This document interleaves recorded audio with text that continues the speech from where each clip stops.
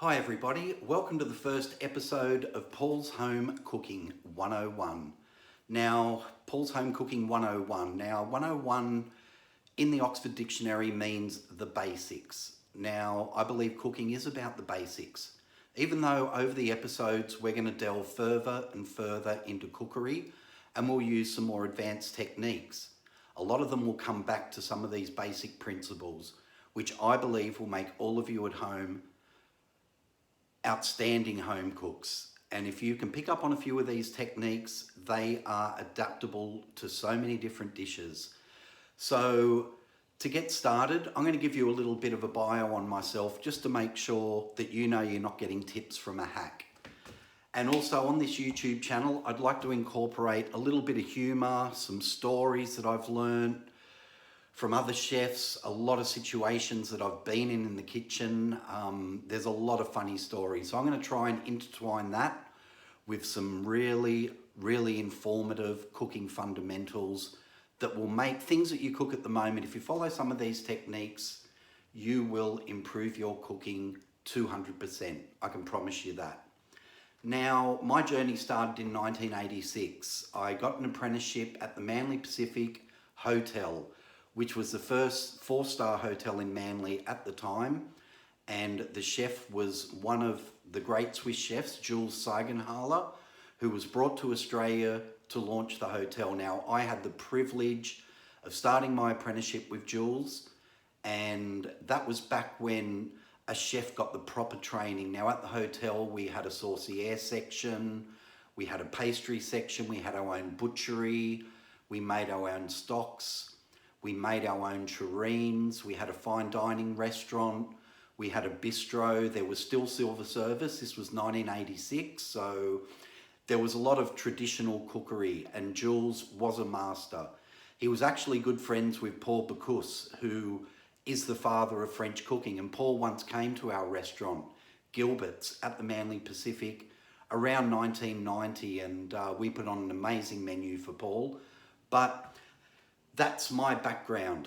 It's traditional French cookery. I worked 11 years at the hotel where I worked around all the sections. Then I was lucky enough to get a job at the prestigious Elanora Country Club on the northern beaches of Sydney. Now, this club was an amazing golf course. Some of the most elite businessmen and business leaders were our members. Membership was very limited. So our cooking standard had to be of a very high and outstanding level. So these people who would eat at Tetsia's, Neil Perry's, just to name a few, Kylie Kwong, all of that, they'd eat at these restaurants. And when they came to the country club, they wanted fine dining. So I was lucky enough to have a lot of money invested into my training at Elanora Country Club. I did cooking courses with chefs that I've just mentioned, Matt Moran, Peter Gilmore of Key, Dietmar Sawyer, let's see, there were so many of them. And there were also some great food philosophers. There was Gay Bilson, there was Tony Bilson, great restaurateurs, and I'd spend time with them. And I'd think about their philosophies and try and put them into my cooking style. But at the end of the day, all the fundamentals are very much the same in cooking.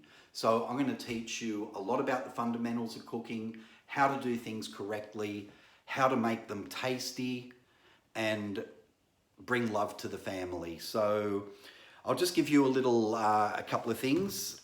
Here's when I was working at Pittwater RSL. That was 8 years ago now when I was the head chef, and I came into Pittwater and I wanted to make everything fresh and get back to the basics of cooking, get away from club food as such, and try and take it to another level. Now, this was when I was runner-up in my first chef's table in 2018. I got a silver medal. I was runner-up to Ballina RSL. Then in 2008, I said, look, I'm going to win this damn competition. So I actually got the gold medal in 2009. That was when I was at Elanora Country Club. And then again in 2011, I won the gold medal. Now, this was quite an achievement as we were a small club and we were up against all the clubs in New South Wales. Big big clubs. So it was so satisfying to win that award twice. And also in 2011, I represented New South Wales and got the silver medal in the National Chef's Table. So as you can see, I have pretty firm footings in the chef industry and I do know what I'm talking about. So come on this adventure with me. So what I want to talk about first are the two most important things in cookery. Now, that's number one, the onion. Number two, garlic. Being a punter, I call them the daily double because I use them daily and they're the two ingredients I go to all the time. This is the base of so many dishes, whether it's French cookery, Indian cookery, you're making a stock, you're making a risotto, you're making a carbonara sauce, you're making soups. Somewhere in there, Thai cooking, any cooking, will be onion and garlic. So these are two staples that you will see so many times throughout my presentation. In this first episode, we're gonna talk about the cooking basics. Now, one thing that really upsets me when I see things like today, I'm gonna cook a pumpkin soup. I'm gonna show you how to make an absolutely delicious pumpkin soup using techniques that aren't ridiculous, but just taking steps. Like one thing that annoys me, you watch someone make a pumpkin soup, they chop the pumpkin, they chop the onion, they chop the celery, they chop the carrot. They don't even sweat it off. They just fill it up with water, bring it to the boil, reduce it down, add seasoning, and to me, it's a bit like dishwater. So I'm going to teach you how to sweat vegetables correctly, how to bring out the maximum flavor in that pumpkin for the pumpkin soup, and it will be quite simple to follow. But once you get a grasp on some of these fundamentals like sweating vegetables, you are absolutely going to make your dishes shine, and I can promise you that. So as I said, today's going to be pumpkin soup, but down the track we'll be getting into more complicated dishes, but a lot of the fundamentals will stay the same. So I just hope everybody enjoys what they're going to get out of this. And as the episodes progress, I'll be cooking things that we cook at home all the time. I'll be doing things like mushroom sauce, carbonara sauce, spag bowl using pork mince, fennel seed, all different kinds of things. But you can adapt them and you can comment on my YouTube channel. Let me know what you want to learn how to cook, and I'll be sure to get around to it in the early episodes. So as I said, this is a basic introduction to cooking. You just need a stovetop, be it ceramic, gas. I've got induction, which is absolutely wonderful. If you're thinking of creating a kitchen at home or renovating, induction is an amazing, amazing way to cook. Water can boil in 2 minutes from cold. If you've got a cream sauce and it's about to boil over, the moment you hit low, the sauce will drop automatically. With gas cooking, it's not quite as responsive. So I do find induction cooking to be absolutely wonderful, but these recipes can be cooked on any surface. So let's start the journey. I'll be liking to throw in a few funny cooking stories and kitchen stories I've learned over the years. There could even be a little bit of politics in there. Look, the reason I'm starting this too, my son has been at me for so long. He's a YouTuber and he knows that I'm a great chef and my family and friends enjoy my cooking. So I think it's about time I shared it. And due to COVID-19, actually I'm out the industry at the moment. The last 5 years, I moved up to the central coast of New South Wales. I work at the Halakalani Bowling Club, which is a great club, and I'm actually the operations manager there. I'm out of the kitchen. I have a lot of input into the kitchen, but my passion does lie in the kitchen. And I find after 30 years of cooking commercially and being a professional chef, to have those 5 years away, to go into another vocation, the passion has really ignited. It never left me, but now I'm not doing it professionally. I enjoy cooking so much at home. So let's get started. Let's make the best pumpkin soup ever. And in the next episode, I will take you through cauliflower soup. Coming into winter now here in New South Wales, perfect time for soups. And let's face it, with COVID-19 at the moment, we've all been going through a hard time. I've been stood down from my job, but it's given me time to reflect. It's giving me time to start this YouTube channel. My son keeps saying, Dad, get this thing started. So here we go. I went out and bought a tripod. I've got 30 years of cooking knowledge in here, and I'm going to impart it on you in a simple and fun way that's easy to follow, and you'll see how different techniques cross over to different dishes. So let's get started.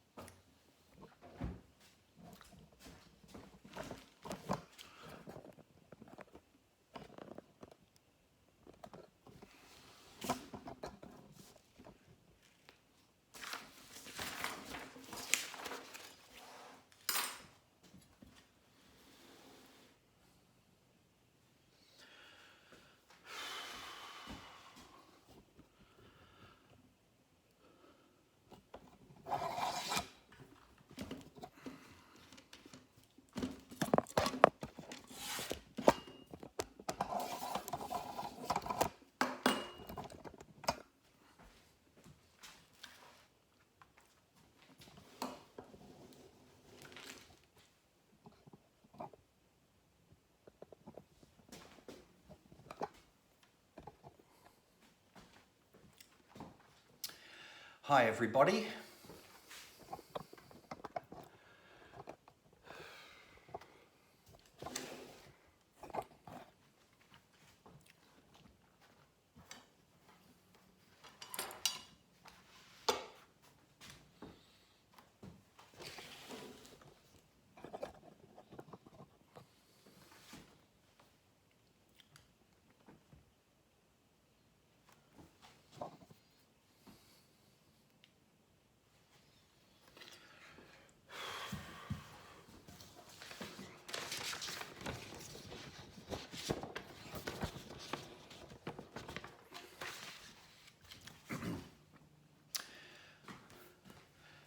So for a fantastic pumpkin soup, and the base of all soups are pumpkin, sweet potato, any kind of soup is a mirepoix. Now a mirepoix, a classic French mirepoix, it's 2 parts onion, 1 part celery, and 1 part carrot.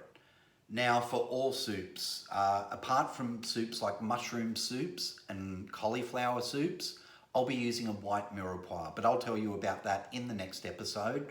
But for now, we're using a classic mirepoix. So that consists of your carrot, your celery, and 2 parts onion. And of course, my favorite, garlic, which is the unofficial 4th brother of mirepoix. I always add it. Now, cooking should be easy. It shouldn't be as hard as crossing the Queensland border at the moment. Like, it's simple.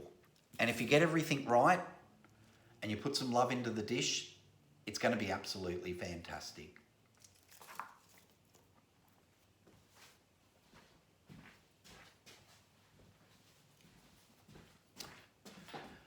Okay, so let's get started. First of all is the mirepoix, which is carrot, celery, 2 parts onion, and garlic, of course. Now, there's a daily double in every dish, well, 90% of dishes that I cook.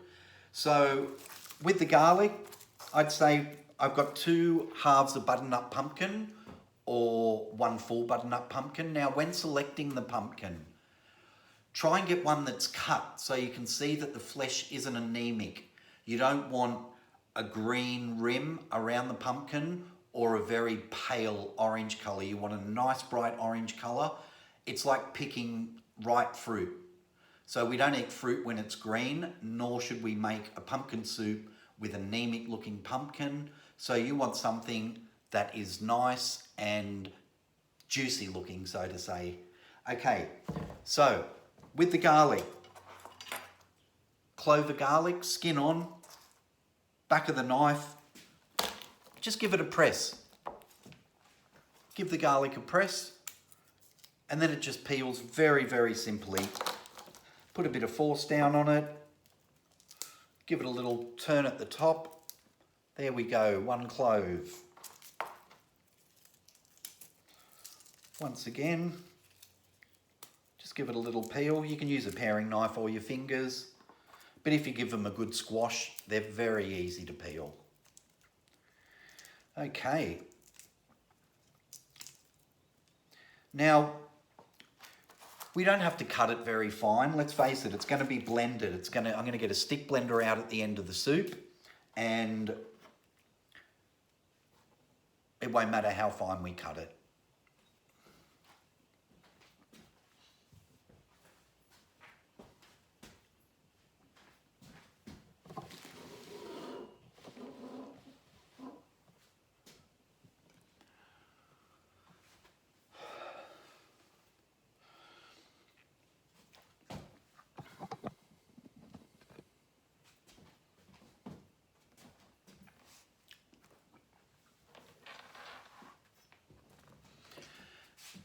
Okay, to start the pumpkin soup, we need about 4 or 5 ingredients. 3 cloves of garlic, mirepoix, 2 parts onion, 1 part carrot, 1 part celery. So for instance, 1 carrot, 5 celery sticks, 3 onions. So it's 2, 1, 1. 2 parts onion, 1 part carrot, 1 part celery. Now for this soup, I've got 2 halves of butternut pumpkin. I've already cut the first half up. Now when choosing pumpkins, make sure that the pumpkin is beautiful and orange. Don't get one that's anemic. Don't get one that's got green around the outside of the skin and is pale. Get one that's got a beautiful colour. It's like picking fruit. You want to make sure it's right. Now, to make a great pumpkin soup, pumpkin's got to be the right colour. So I usually buy cut pumpkin so I can see that the flesh is the right colour that I'm looking for. Now for that butternut pumpkin, to prep it, turned upside down, trim the edges off. Now at home, this will make it a little bit easier for you. Cut it across, make it easier to handle. Then it sits up. Now just follow the edges along. Very simple.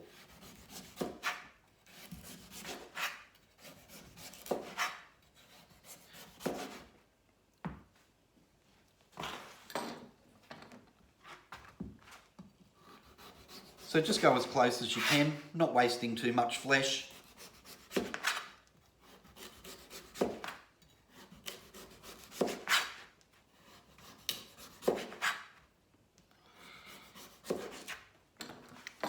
Okay, so there's our pumpkin. Next, just scoop out those seeds, just with a spoon, simple.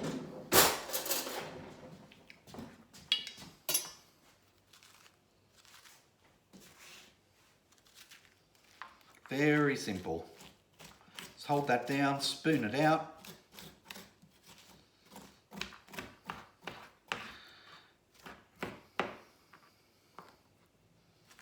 There we go, get a little bit of that stringy stuff out. Perfect.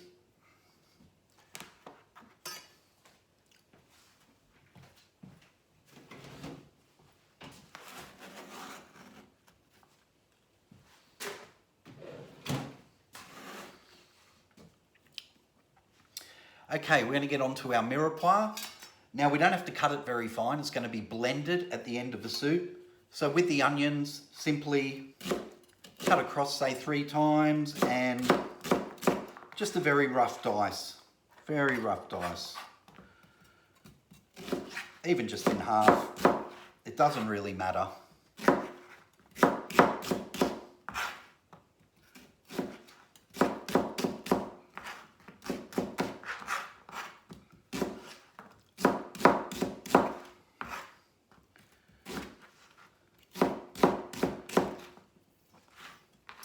There we go. get a container for the mirepoix. There we go. Put that over there. So we've got our onion.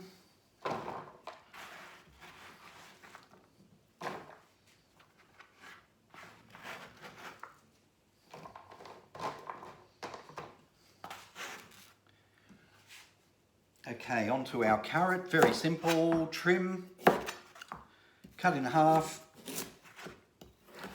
cut lengthways, and dice. Very easy.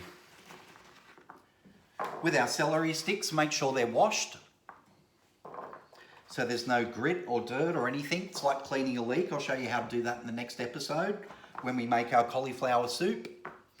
So, once again, just a rough dice of your celery. Put that in your mirepoix tray. Now for this dish, because we're going to blend it all up, I don't think we really need to cut our garlic too fine. Look, I had 3 cloves. I'm going to drop another one in. I do love garlic. So we just squash that with the back of the knife and simply come straight out. So there you go. Give it a really rough chop. That's all we need. And we can stick that on top of our onions in the mirepoix. So there's the mirepoix. Got 2 parts onion, 1 part carrot, 1 part celery, and I've got the garlic on top here with the onion. Now back to the pumpkin. I've already chopped up a half butternut. For the remaining butternut, very simple.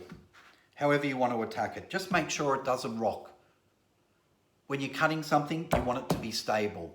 That's why I've got a tea towel under my chopping board so it doesn't slip. But also when I cut this butternut, I want it flat side down. So I'll cut that right through there. Same again. Not mega chunky, but a decent rough dice. That's all we need. So now we're ready to go. This is really easy to prepare, this soup, but absolutely delicious if you follow my instructions and some of the basics that I'll be showing you while I make this soup. So here we go, last bit of butternut. And that's it. We're going to be off to the stove now. This is where the real magic is going to happen. Fantastic. Okay, I'll see you at the stove in a second.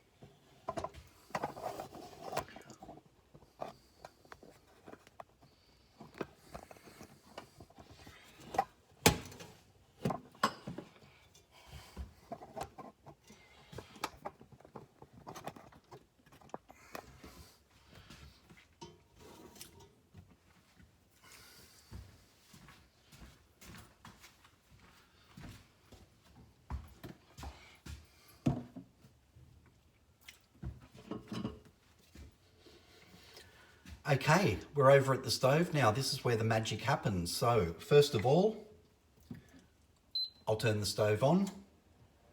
I'm going to put it fairly high. My range goes up to 14. I'm going to put it on number 10 to start. Now, for the very start of this soup, we add about 100 ml of veggie oil. There we go, that's roughly 100.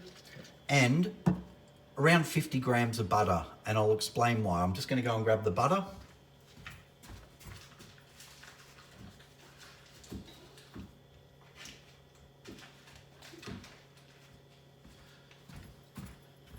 There we go, about 50 grams of butter. That's in with the oil, and the reason we do that is butter brings out so much flavour with soups when you're sweating the vegetables down. But butter on its own can burn, give a nutty flavour. So I find by using half oil, half butter, we get the beautiful taste of the butter, but we don't get that burning. We get the oil with the butter, you can bring it to a higher point and it doesn't burn. So I really find half oil, half butter, absolutely perfect for any soup. So let's just get that going. I'll knock it up to 14 for the moment and just get a bit of action happening there. So what I'll do, I'll bring my mirepoix over, and that's the first thing we're going to do. And like I said, we're going to learn to sweat the vegetables. The longer we sweat that mirepoix, and by sweating I mean putting it in the oil and the butter, at first at a reasonably high heat, then turning it down and just letting that cook. We don't want to add the stock too quick with these soups or we'll never get any flavour. So first part of the mirepoix that we add is the onion and the garlic. So just get that in there. It doesn't matter if a carrot drops in, but generally with things like this, I always start the onion and garlic first because we're building flavours. We're building a flavour profile as we go through this soup. So we've got the butter, the oil, we've got the onions and the garlic. We're going to sweat that for about 2 minutes and then we're going to add the carrot.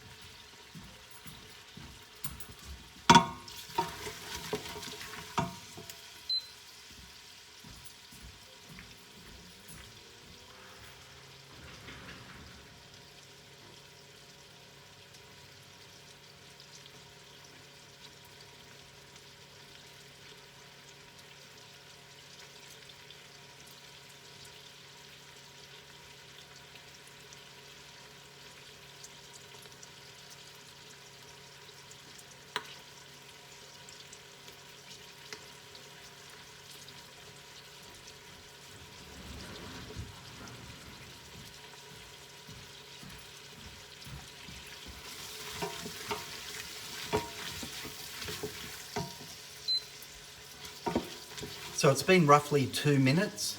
We're going to add the carrot and the celery now together. Remember, we're building that flavour profile. Now to build that profile at this stage, when the mirepoix is added, I like to season it with a bit of cracked pepper, but a really good quality sea salt, which I find is just, get a good quality sea salt when you're cooking, and the difference, I can just taste it straight away. So what I use is Maldon. It's a wonderful, wonderful cooking salt that I've been using for many years. I haven't got the packaging here, but you can get it at Coles, you can get it anywhere. But I carry it in my little canister. Beautiful salt crystals. So just get a good teaspoon of salt in there.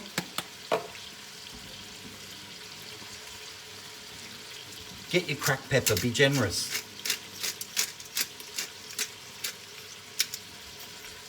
Okay, so we're already building those profiles. We've got the oil, we've got the butter, we've sweated the onions and garlic together, 2 minutes. Don't get any colour on your vegetables. We don't want to colour them, but we want them ticking away nicely. So let that mirepoix go, say 3 minutes, 4 minutes. And we just keep building that flavour profile as we go.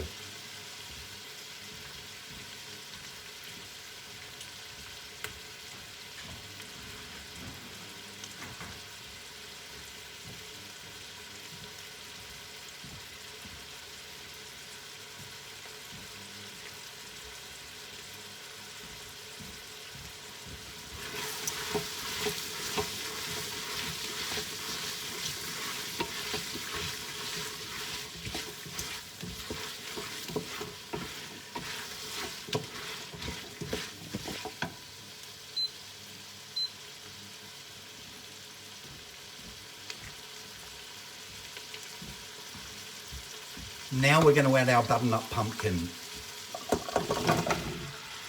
Now this is where you've got to be patient. We're going to keep stirring that with the mirepoix, but we're going to sweat that pumpkin down for at least 10 minutes. Not till it's falling apart, but if we don't sweat and extract all that beautiful flavour out of the vegetables and the pumpkin, the soup's going to be bland. If we add the stock now and boil it, it'll be all right. But it will be sensational if you're just a little bit patient at this stage. So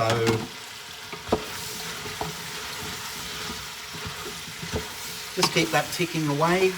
You don't have to stir it all the time, but over the next 10 minutes, just keep your eye on it. You go and do a few things, come back, have it on about, I've got it on about 12 at the moment. So actually, I might even tell you a bit of a funny story when I first started cooking while I'm just sweating the pumpkin off. It was in the second week of my apprenticeship at the Manly Pacific, and obviously I told you I worked under Jules, great Swiss chef. Now he had this other Swiss chef. His name was Ulrich. He had one eye that worked and one eye that looked in another direction, but what an amazing chef. He started as a butcher. He worked his way up to fine dining at the Manly Pacific, and he was by far one of the most skillful and talented natural chefs that I've ever met. Now, Ulrich ran the pass in our fine dining, and back in those days we had what we called a garnishing tray for all the dishes. So there'd be a little container with chopped parsley, there'd be a chopped container with garlic, there'd be onion, there'd be herbs to garnish with, there'd be tomato concasse, which was skinned tomato, diced. They'd go in certain dishes. But there was one container that had these like black rubber balls and they didn't look good. So he gave me the tray and said, Paul, I want you to refresh my garnish tray, which you do every 2 days. So the parsley wasn't real good, so I chopped a whole heap of parsley, washed it, squeezed it out, got all the chlorophyll out, dried it out, beautiful chopped parsley. Got rid of the onions, new brunoise of onions, went through the whole tray. Then I got to these black balls. They had no smell, they didn't look right. So of course I threw them out, and I was going to go back to Ulrich and say, look mate, whatever that was, it didn't look good and I don't know where to get them. So about 20 minutes later, when I'd finished prepping his tray, I brought the tray back to Ulrich, and he said, he looked horrified. He said, Paul, where are the black truffles? I said, what do you mean, where are the black truffles? He said, the black things, they're round, they've got holes in them. I said, oh, I didn't know what they were. They didn't look too good. I threw them out. Back in 1986, this was $200 worth of truffles, which in today's language, it'd be $500 worth of truffles. So straight away we went to the bin. The bin had been emptied. So we went down to the compactor, and I'm there with Ulrich. He sent me in. He said, Paul, you're going to learn a lesson here. So I'm digging. And after 10 minutes, I found these 2 truffles, and we went back upstairs. We washed them off. And then he sat me down and actually explained what truffles were and how significant they are and how sparingly we use them and where they come from, why they're so expensive. And let me tell you, to this day, I know what a truffle is, and quite a funny story. That was my introduction to truffles. So anyway, that's just a little story to get us through this process. So we'll keep this up for about another 5 minutes. We just want to get it soft. We want to see it slowly breaking down. We don't want it colouring, and we don't want it sticking. So we'll just continue. What I'm going to do at this stage, I'm just going to build another small layer of salt. Not much at all, just a tiny bit there. Get that in.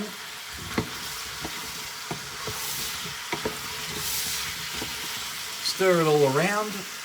That's just ticking away beautifully.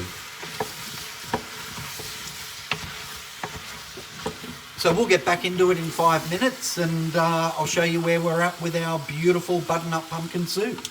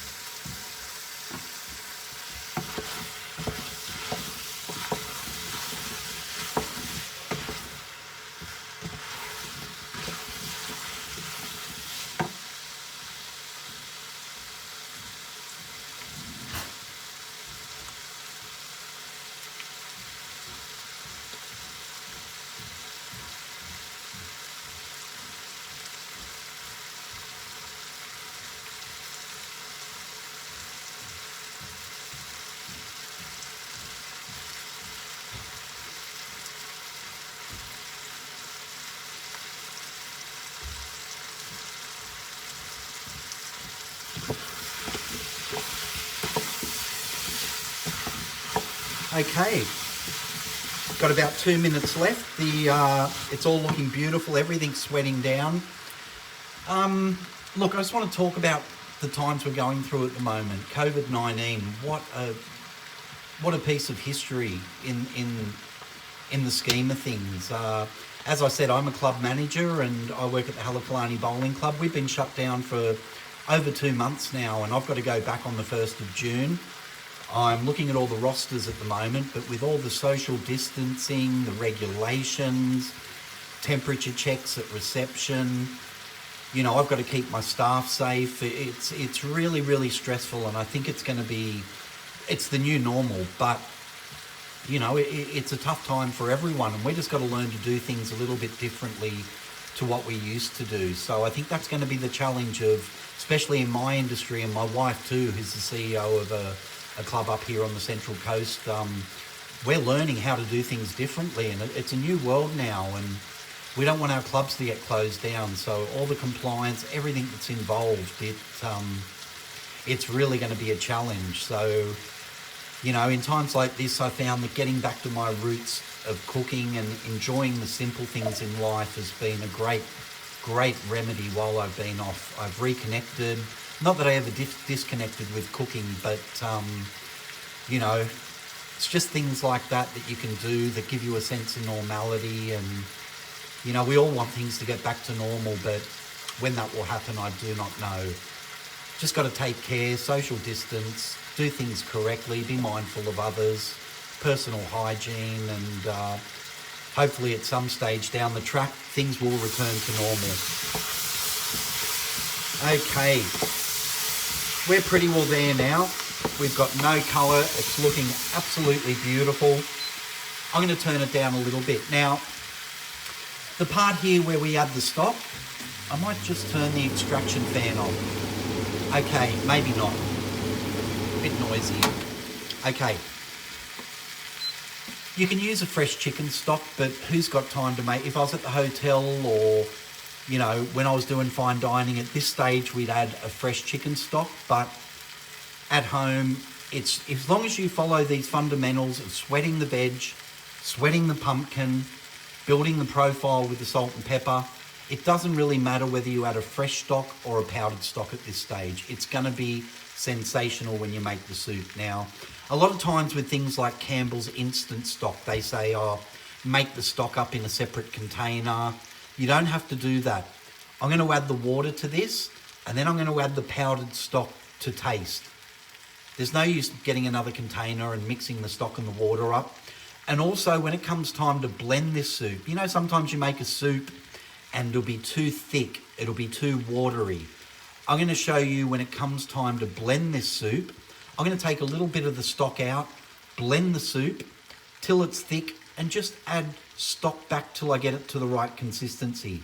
I'm not going to fill it full of stock, bring it down, blend it, and then find out that the soup isn't thick enough, because there's nothing you can do at that stage. So I'll show you the way to get the absolute perfect consistency every time. So what I'm going to do now, I'm going to add my water to the beautiful base of the pumpkin soup.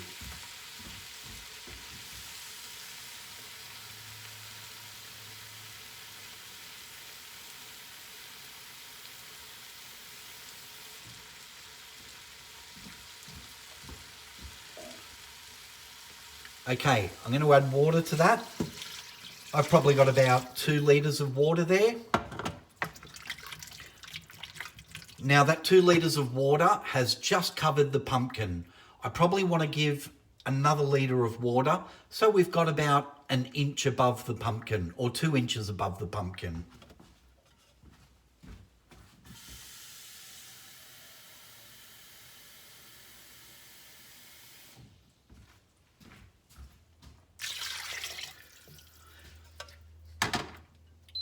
Now we're going to bring it back to the boil. So I've got it back up on high. As I said, doesn't matter if you add a little bit too much water when you add the stock, because when it comes time and it reduces down, we're going to take some of that stock out anyway. Then we're going to stick blend it. Then we'll add a little bit of that stock back to get the perfect consistency. So it's coming to the boil at the moment. So we'll let that go. We're going to bring it to the boil, and then we're going to simmer that soup for about half an hour.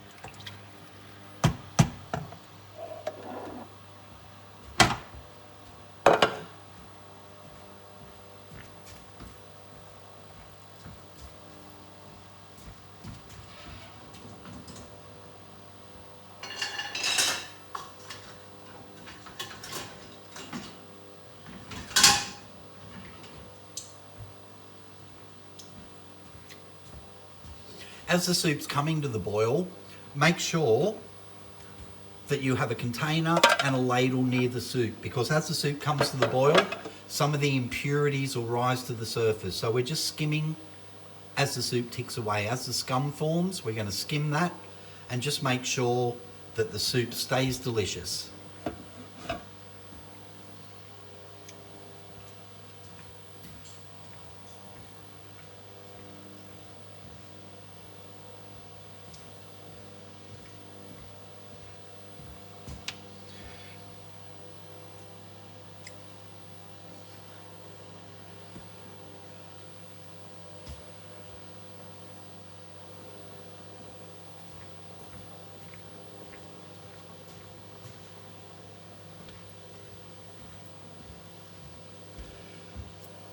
So we're going to bring it to the boil. The scum is starting to form. I'll show you how to get rid of that. But we're not going to add our powdered stock until we skim the scum off the top. Because what I note is when you add powdered stock, a lot of that will come up with the scum or get stuck in the scum. So as it's coming up now, you can see It's getting a bit white, it's getting foamy.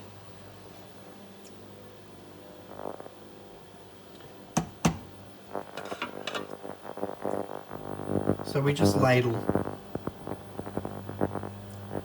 get rid of some of that scum, some of the foam off the top.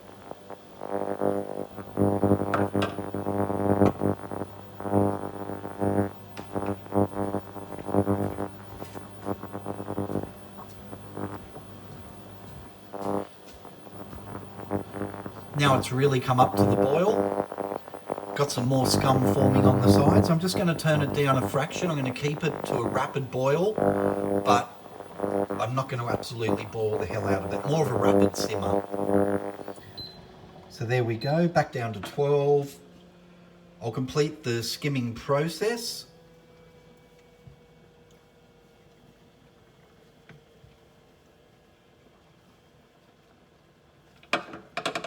Almost there. Bring it up a little bit more.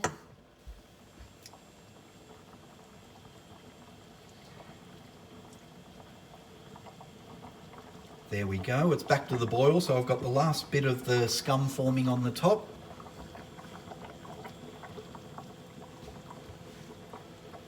There we go.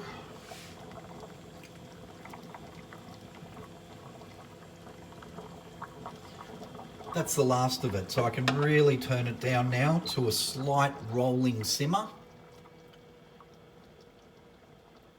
There we go. And just keep that simmering away for about half an hour. But what I'm going to do now, I'm going to add the stock. So I'll get a tasting spoon and my instant stock powder.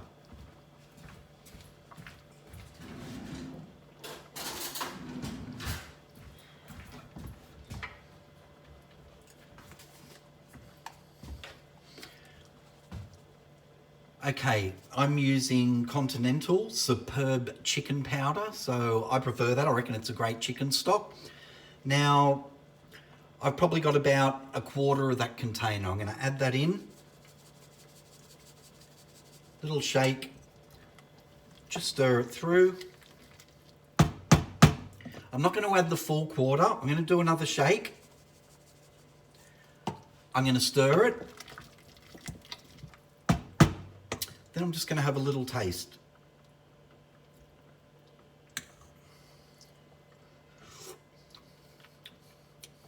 That's already delicious. I can taste the pumpkin. I can taste the root vegetables or the mirepoix.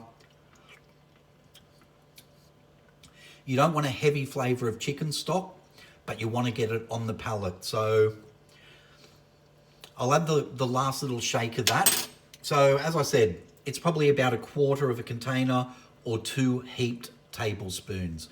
But if you want it that little bit stronger, at the end, if you find that you want a little bit more kick, you can always add another sprinkle. So there we go. Give that a stir.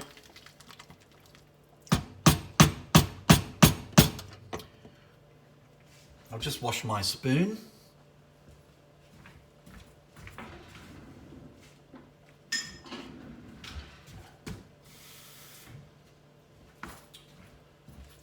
Or when you're cooking soups like this, just keep a container with some hot water on the side and put your spoon in there so you can just taste as you go.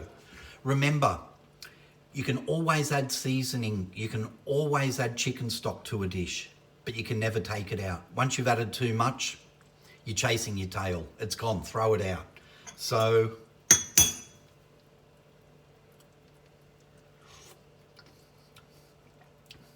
absolutely delicious.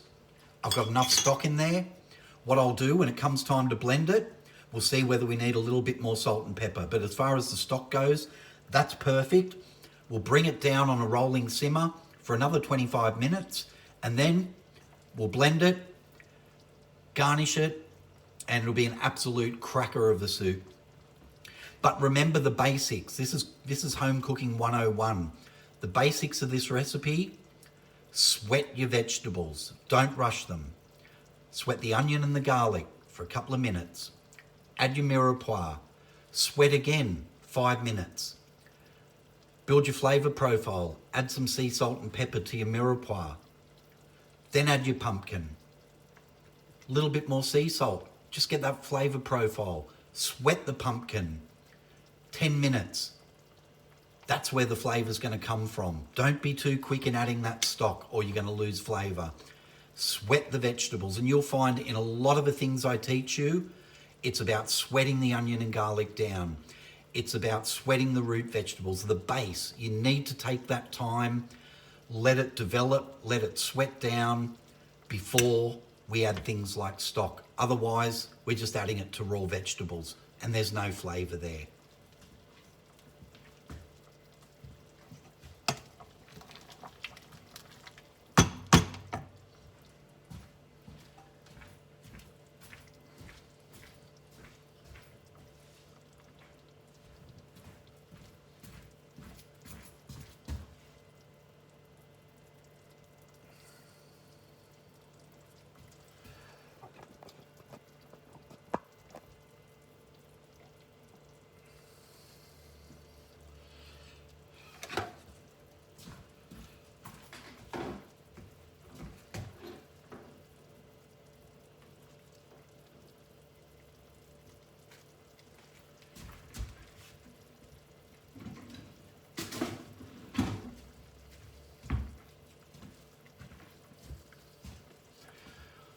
So in the next episode, we're going to cook a cauliflower soup. Very much the same principles, except we use what's called a white mirepoix. A white mirepoix, generally celery, onion, leek. Because you got to think, a white vegetable like cauliflower, you do not add carrot into your mirepoix. If you're making a mushroom soup, it's the same as cauliflower. Onion, garlic, celery and leek. Beautiful flavour base, but they're not going to impart any colour other than the beautiful white of the cauliflower or the colour of the mushroom. That's where we go back to a white mirepoix. If we're making a chicken stock, you know, we put the chicken, we put the water, the peppercorns, we add mirepoix, carrot, celery, onion. But when we make a fish stock, similar to as I'm going to make cauliflower soup, we use a white mirepoix. Celery, leek, onion. That's just how it is in the cooking world. Different mirepoix, different bases are for different dishes.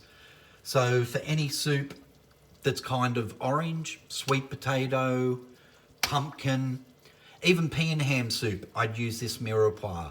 But when I make mushroom soup, when I make cauliflower soup, it's a white mirepoix. Same principles. I sweat the onion, then I sweat the leek, I sweat the celery, then I sweat the cauliflower. But with cauliflower soup, it's quite different. We use half stock, half milk, which it's just the way it's made, as far as I know as a professional, but the milk adds a certain silkiness and brings out the colour. It does so much more. So we're going to talk about that next episode. In the meantime, we'll concentrate on the last 20 minutes of this soup, bring it down, blend it, serve it, and garnish it. Cheers.